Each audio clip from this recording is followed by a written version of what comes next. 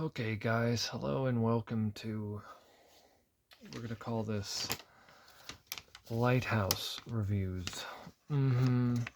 Yeah. Okay, so I have a sheet here. We're going to go over all these different things. This is kind of a rough draft, and this is going to be kind of my first video doing this. I recommend you listen to this in mono and not stereo, because I have no control over where my voice throws. This is a review of the Folomov Hero flashlight. It's a very nice flashlight from Folomov, and we have its basic parameters right here. Okay, I think that the takeaway you get on this box is actually relatively accurate to what you're getting for the most part.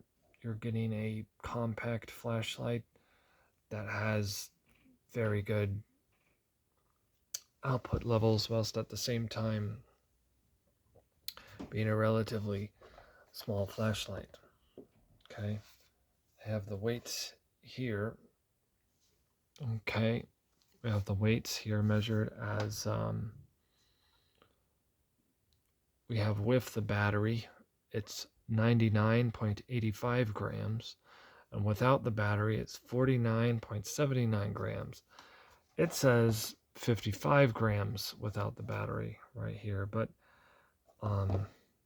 it's lighter than that. The pocket clip wasn't included in my measurements there. The pocket clip itself weighs 3.32 grams. So that's the Folomov Hero. It does not have a serial number, which is interesting, but I don't really care. The pocket clip is not reversible. It is just a normal pocket clip. I don't use it because I like the holster that the flashlight comes with. It's a very nice holster. The holster is the kind that will let you have a nice secure fit. Okay. Or you can even snap it in, so you can put it on your belt after your belt is on, or put it on a pack of some kind. So that's very useful, because I actually use this as an accessory flashlight, so it's nice to add this in by putting it on a backpack or on another pack that has any kind of molly webbing. You can put that on. So this Folomov right there, if you want to remove that you can, but I think it help you keep track of which flashlight's which. Okay, nice D-ring too if you want to do something with that. I don't know what people do with those. They don't make any sense to me, but whatever, it's there. Maybe if you clipped it to something on the inside of a backpack, I don't know. We have it compared to some other flashlights here. Okay, we have the Well-Tool T1 Pro. All right, a little AA flashlight, 14500 flashlight. We have the Coast HX6R. Okay, I'm going to do a review on all these. As you can see, it kind of sits in between these in terms of its size. All right. It also kind of fits in between them in terms of its capabilities. Actually, honestly, it's more capable than either of these. Well-Tool T1 has a little bit more candela than the Hero, but way less lumens, and the Coast is kind of around the same candela with a little bit less lumens.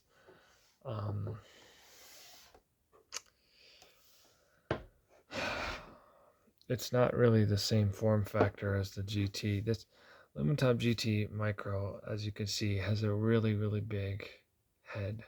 Okay. So anyways, that's a very nice flashlight. I'm going to move on a little bit faster here.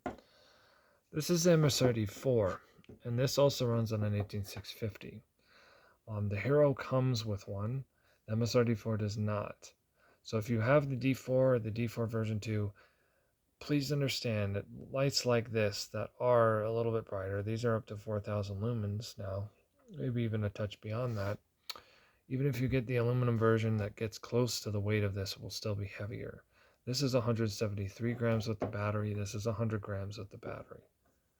Okay, the aluminum version of this is about 110 grams or something like that. So you're not losing that much weight when you take away the copper and the titanium. Okay, it's still a much heavier flashlight because of all these LEDs. It's got Has 3 extra LEDs. This one's on an XHP 50.2 LED. Now, for a long time, the flashlight I have back here is the XAGGT, which is an ace beam flashlight. It's one of my favorites of all time. And I just love how soft and nice the beam pattern is.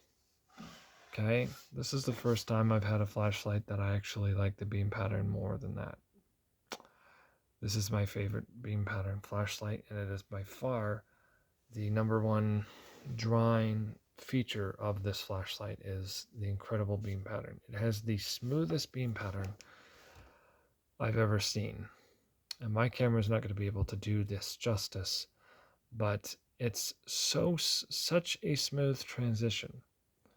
Okay, when transitioning, and you can tell by the reflection there, when transitioning around, it's like, especially right here, okay, it's so smooth that I actually have a difficult time defining what is what. That there is no hotspot. Maybe there's a corona, but it's difficult to define it. That's amazing. That's phenomenal. It's really what we're trying to see. That's really what I like to see. Okay, I've never seen a flashlight like that. It's nothing like the MSR. Now, both of these flashlights have a tactical mode. Okay, this has an impressive beam, 2,000 lumens, right? This has an impressive beam, around 3,300 lumens. You can tell by how fast they blind the camera that the MSR is a little bit brighter. But I can tell you right now, in person, it's not that big of a difference. Okay, you can see the difference right here. Yes, the MSR is a little bit brighter, but it also has a different beam pattern. Okay, the MSRD4's beam pattern is a little bit clustered, and if I rotate the flashlight, you can see the flower petals. You can see that on camera. It's not the best, but you can see it. You can see the shimmering on the Folomov box there as I rotate it. That's very poor. That's very unfortunate. When it's close to the ground, you can see it too. Okay, so there's flower petals in this because of the quad LED. All right, this one doesn't suffer from that problem. It's just one solid wall of light. When I rotate it in my hand, there's really no flower petal or anything like that that you can see. Now you might notice a problem here. Yeah, so all this nonsense, all this does absolutely nothing. Okay, there is no roll stop on this flashlight. It does have an off the edge roll stop, so if I put it on the edge of my table here, it will stop rolling. But obviously, and it will stop rolling if you have the pocket clip on there. But otherwise, there's no roll stop. Okay. So on a scale of 1 to 10, the roll stop gets a level 2 for the ability to have an off the edge roll stop. Otherwise, it doesn't really have one. Okay. The ability to tail stand. Okay. It gets a 5 out of 10. Okay. If the MSRD4 gets about a 7 or maybe even an 8. Okay.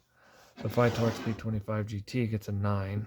It's not quite perfect, but it's very resistant to rolling over. Okay, gets a 9. All right, Folomov gets a 5. Okay, heck of a lot higher than the Well Tool T1 Pro, which gets a 0, not even a 1. There is no tail stand. That's impossible. Okay, so it's nice that you can tail stand this flashlight. So the shroud over this is what I like to call kind of a Goldilocks shroud. We're going to talk about the switch later. You can, the face stand, I like to call it face stand safety. Okay, the face stand safety of this flashlight. This flashlight gets perhaps a 7 on a scale of 1 to 10. This is because you can tell that the flashlight's on And it's also because this flashlight doesn't get, the LED is resistant to heat, and it doesn't get all that hot. This thing is only able to push up to around 1000 lumens for a long time. So I don't think you can kill this flashlight by putting it face down, even in its highest setting. So the face stand safety, I would say that it gets at least a 7. Okay. It can't get a 10 because you would have to have sensors for that to be a 10. But it's very difficult to accidentally leave this thing on like this. You're not going to blow your flashlight like that. Okay, so we'll go over some of these numbers here. Okay, and I'll just read off my sheet so you don't have to look at that ugly thing, and you can just look at this nice beam pattern as it slowly rolls away from us. Okay, the output in watts compared to all flashlights on Earth. All right, this is compared to all flashlights on Earth. It gets a 3. The output for its size, okay, the lumens for its size, it gets a. We're gonna give it a 9. Obviously, with the D4 here being a lot brighter, and then there's brighter stuff than this. We have the P25 GT, which is it's a lot shorter, but it's also a lot fatter. But it's also much brighter. Okay. Then this flashlight, which is around the same brightness and significantly bigger, I think we can give it an 8 for its size. Okay, an 8. It's not a 10, it's not a 9, but we're going to give it an 8 for luminous output. Okay, the output for its price, I got this for $25, so that's a flat out 10 out of 10 points. The throw points, okay, this has about 5 candelas per lumen. Okay, remember, it has maximum output is 2300 lumens, and we have 10,000 candela. That's a little bit less than 5 candelas per lumen, which reminds me of a certain special flashlight, okay, the LR40R, which also has about 5 candelas per lumen in its flood mode. So this one's flood mode, okay, is going to give you about 4 candelas per lumen, okay, or 40,000 candela for 11,000 lumens. So on the lower settings here, it's actually a very similar beam pattern. Okay, see how quickly that floods out? Once I go just a little bit above the camera here, at the same level here, LR40R, Hero, LR40R. Again, the Hero has an even smoother beam pattern. This is the smoothest beam pattern I've ever seen in my life. Nothing else comes close, actually. Even the XADDT is inferior. We're moving on to the candela. Okay, so the candelas per lumen, we're getting about 5. That means it's very throwy. It means very floody. You don't have much throw for how much flood you have. It's all flood. It's an all flood light. Okay, it's not all flood. It's the X80GT is 1 candela per lumen, but it's very floody. It doesn't have much throw for how many lumens it's doing. Okay, the candela for its size.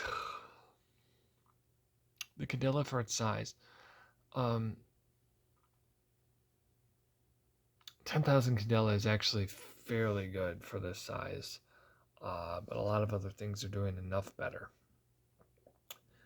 that we're not going to give it a 5 or a 4. We're going to give it a 3 for its size, just because there's such better stuff at throw. So it's the one weakness of this flashlight is it doesn't throw that great. Okay, it's not really a super thrower. Okay, it's one of the weaknesses of this flashlight. I wouldn't change that. I wouldn't change how it throws, just like I wouldn't change how the X80GT is such a floodlight. I would leave it the way it is. You just have to understand that's what this is. Okay. So considering its size, it's about a 3 on a scale of 1 to 10 as a thrower. Okay, it's not complete dog, but it works. It doesn't throw super far. Price compared to the competition that's out there, We're gonna give it a 10. Nothing else comes close to this for $25. I mean, even the battery you get with this is pretty nice. The price compared to, so what we're gonna have in the future? How future proof is this flashlight? Will it would you be able to replace this? Will this become something of a novelty in the future? I'm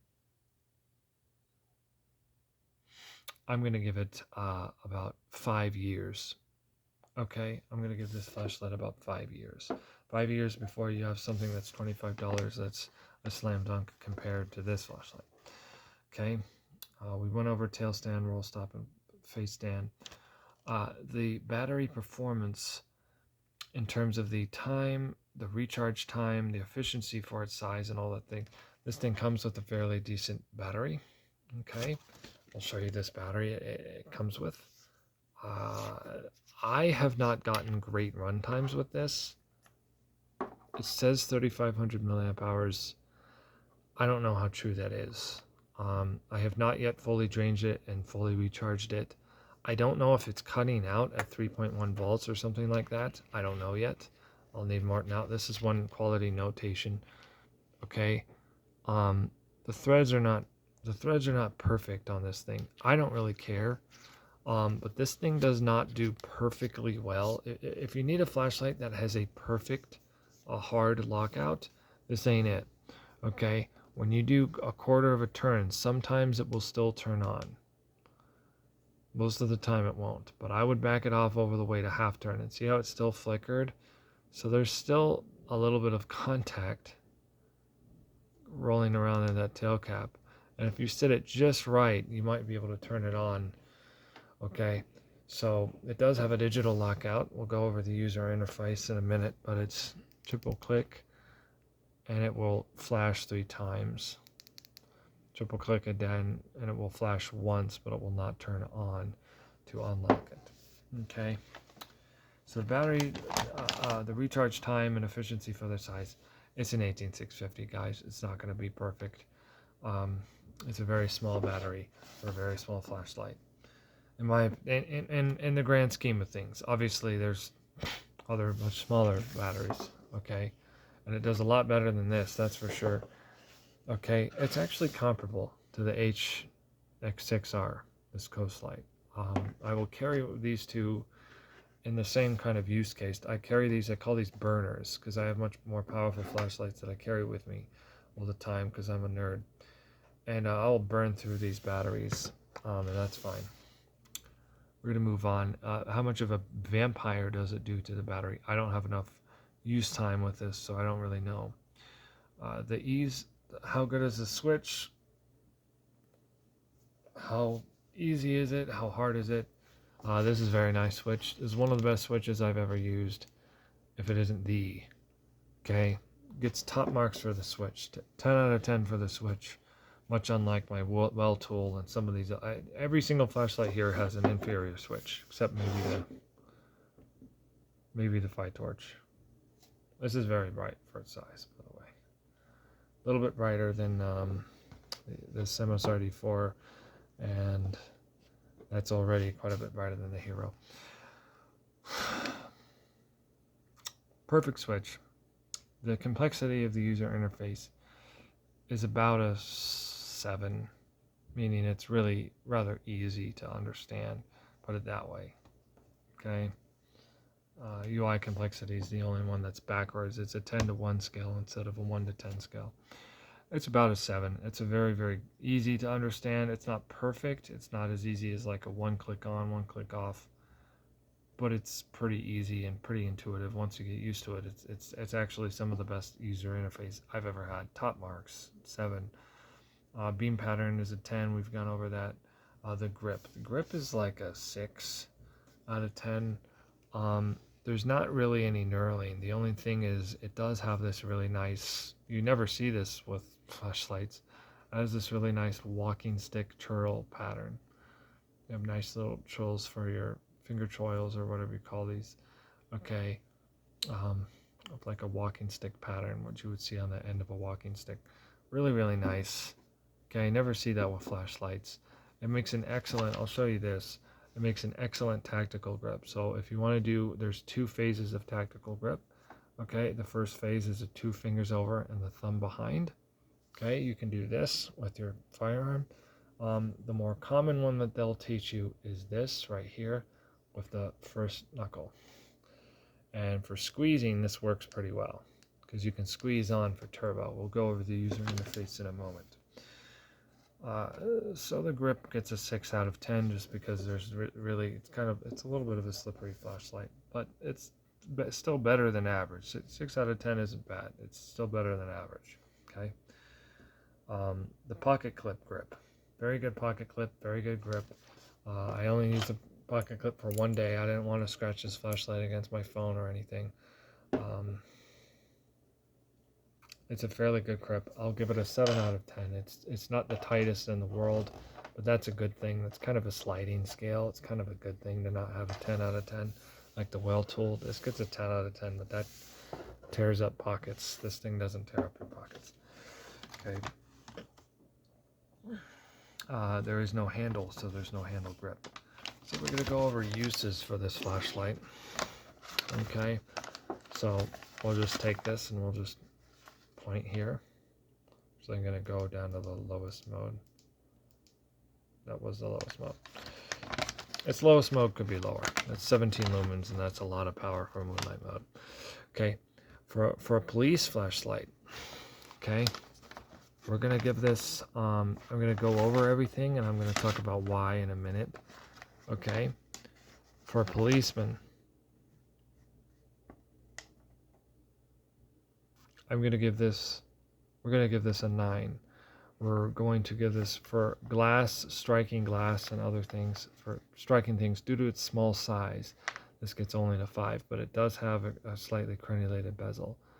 But because the crenulations on the bezel are very thick, we're going to give it a 5 for striking glass. Okay. For security, we're going to give it a 6. And this is simply because it's a small size. Security usually don't have firearms, so the other things this does really well, it doesn't score as high. For gun use on a gun, we're going to give this a 4. And the reason for that is it does not have double springs. It has a spring in the tail cap, but not one in the front. So over time, it will affect the battery. For the armed forces, for the same reason as used on a gun, we're going to lower this all the way down to a 4. Okay, it's a good flashlight. It's a great flashlight, but you can't really use it on a gun. And I would personally not think that this will be all that tough. Okay, it also lacks the grip that you need when you're using gloves all the time. It's not a terrible flashlight. There's nothing wrong with people taking this on military adventures. I wouldn't put it in that tier. It's a problem with being a budget flashlight. Okay. Gun while holding, this gets on a 1 to 11 scale, this gets a 10. It doesn't get the highest mark, but very, very close. I have an 11 there for a reason. We'll talk about that. There's some flashlights that will go all the way up there. But I would imagine this flashlight's not going to fall out of your hands. And it also has a very wide beam, which is very useful. There's a few other reasons why I gave it a 10. Okay, for fishing, on a fishing boat, this doesn't have much throw. That's what you need on a boat. So I'm going to lower it all the way down to a 4. For a fishing dock, like on the shore, we're going to put it up to a 6 or a 7 because there you need a floodier light. It's very waterproof. I think it's 2 meters waterproof, so it's IPX8, so that's good. For hunting heavy, it's not much of a thrower, so we're going to give it a 4 for hunting heavy. We're going to give it a 7 for hunting light because it's such a lightweight flashlight. For EDC, it gets a 10. It's pretty much the perfect EDC light if you like tail cap switches. Okay, for a firefighter, all right, a firefighter, we're going to give it like maybe a 6. Maybe a 6. Maybe a 6 for medic or a hospital use. Okay, for janitorial use, we're going to give it an 8. We're going to give it a 6. We're going to give it a 6 for janitorial, and the reason for that is a lot of the times you need a good I've done cleaning, mopping and stuff before. You need a good roll stop, and this doesn't have one. Okay, for automotive maintenance, we're going to give it a 6. For airplane maintenance, it doesn't have the throw that I'd like to see, so we're going to give it a 4. For bike packing and whatnot, or that's two separate things. For bike packing, I would give it a 8. Okay, it's very, very good. It doesn't have its own charging and can't charge anything else, so it can't be a 9, but it's a good for bike packing. For through hiking, we're going to give it an 8 as well. It's very, very lightweight and gives you a nice floody beam that can help you walk more quickly. For camping, we're going to give it a 7. It doesn't have the throw I'd like to see, but otherwise, it's an excellent camping light. For car light, we're going to give it a 1. It is too small. It cannot charge things. Doesn't have a charging speed. Okay. For dog walking, we're going to give it a 7. It is very light. You can use it with one hand at a time, but it isn't perfect for dog walking. For dog walking, I like to see variable zoom. In any case, the fit and finish, the quality of this flashlight gets a 9 out of 10. I would have liked to see better threads. The cleanability gets a 10 out of 10 because this is the smoothest, nicest flashlight I've ever seen in my life. Look at this thing. It is perfect. Okay? Very, very nice stuff. All right? I like to see that. Because of the lack of knurling, it's very, very easy to clean. We're going to go over the user interface, and then this flashlight video will come to a close. Okay? There are no secret modes. Unscrewing the tail cap will turn the flashlight off, and it will not turn back on or switch modes as you screw the tail cap back in. Okay, if the flashlight is locked out, 1, 2, 3. Okay, unscrewing the tail cap and then screwing it back in again will reset it, and it will no longer be locked out. Okay, it starts starting from your lowest mode with 17 lumens. Okay, you go up to 125 with a single click, 300 with another single click, which is 3 times 125, which is 6 times 17 lumens. Then you're going to go a little bit less than 3 times 300 lumens, or a little bit more than twice 300 lumens, into 700 lumens. And you're going to go up 3 times from there, a little bit more than 3 times, to 2300 lumens. It has mode memory, so if you go into the medium mode, which I like to do, 300 lumens, it's a decent setting to leave it on. I don't think it really is 300 lumens, but that's a different story for another day. It will always come back on into that mode. Now here's what's genius about this flashlight. Okay, it also has tactical modes. So, off or on, doesn't matter. Okay, we double tap into strobe, double tap into SOS, which is wonderful. So you can just SOS, you don't have to try to flash this flashlight. All right, one single tap will pull it back out of that. Now if you double tap and then double tap again and then double tap again, this will pull us into what's called the beacon mode. This is a very nice beacon setting. Okay, it has a good amount of spacing and will have a absurd runtime. The runtime that it tells you on moonlight mode is about 150 hours. But based on how long it stays off on this beacon setting, and based on the fact that it's not much brighter than the moonlight in the beacon mode,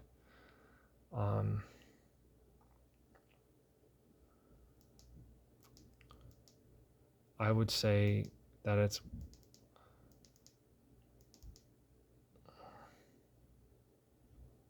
one of the best ways to extend your battery life. Okay, if you're stuck in a cave or something, beacon's a great mode. This is good. The beacon's a good mode. Okay, it makes it very useful for things like camping as well. Okay, so it's interesting that it has beacon mode. That's a very useful setting. Okay, there are really no other hints, tricks, or tips. Let me see if I can remember everything. Well, that's about it. We'll try to keep this at 30 minutes. Thank you for watching this. I know that this was a lot of talking. This is going to be a bit of a template for my other videos. I'm just going to upload this. I don't really care. I just need to get some information and data out there for people. People want to know what's up with different flashlight companies, and this is like the only review out there for this flashlight that's going to be this detailed, probably ever, unless Trail Trek does one, because he's really cool. Okay, I will always size compare my flashlights to the PD36R, because this is a common flashlight people have. It's quite a bit smaller. It's about the tail cap shorter. Okay, it's quite a bit thinner as well. Okay, although the PD36R is still a competitive flashlight, it's a lot bigger than this flashlight. Okay, interesting notes that you can't tell on camera. Okay, this is not a clicky switch. This is a digital switch. It's covered by rubber, but this is a digital switch. That means that it works no different than this Coast Light or the MSRD4 or any other digital switch like a side switch.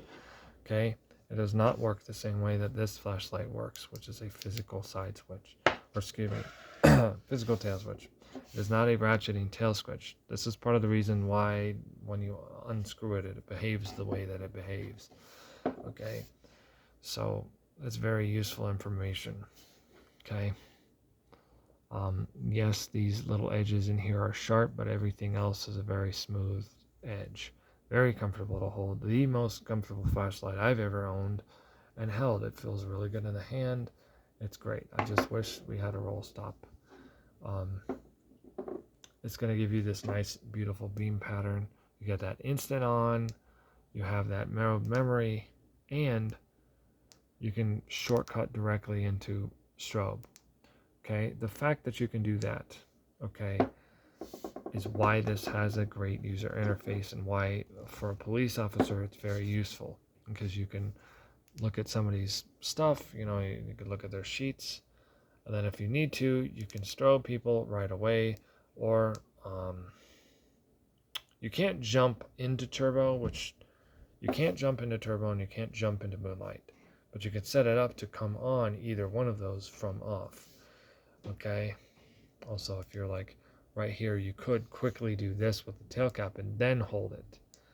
Okay, so if you're quick enough, you know, you could quickly just, you don't even have to turn it off or anything.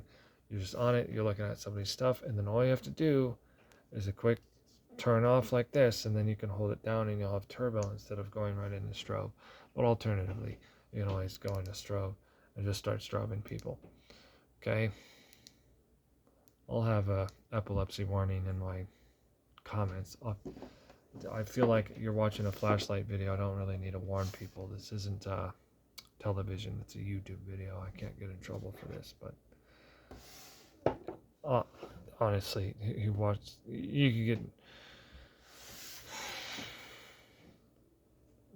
can do something else if you have those kind of problems. Very useful flashlight. Okay.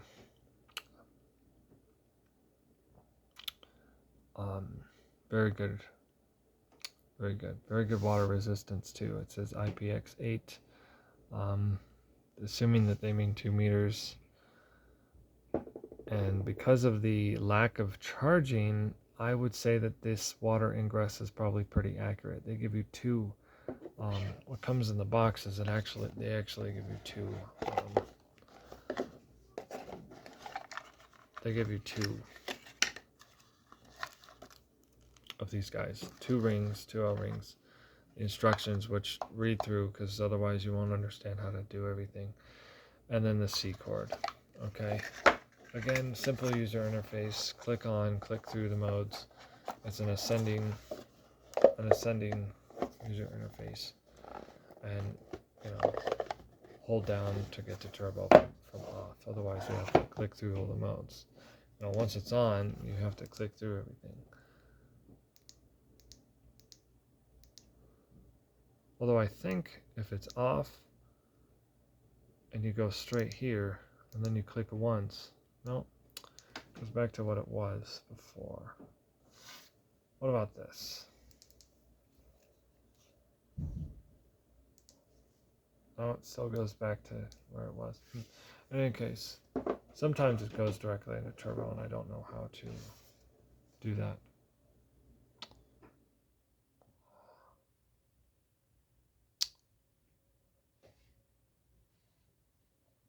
That's it.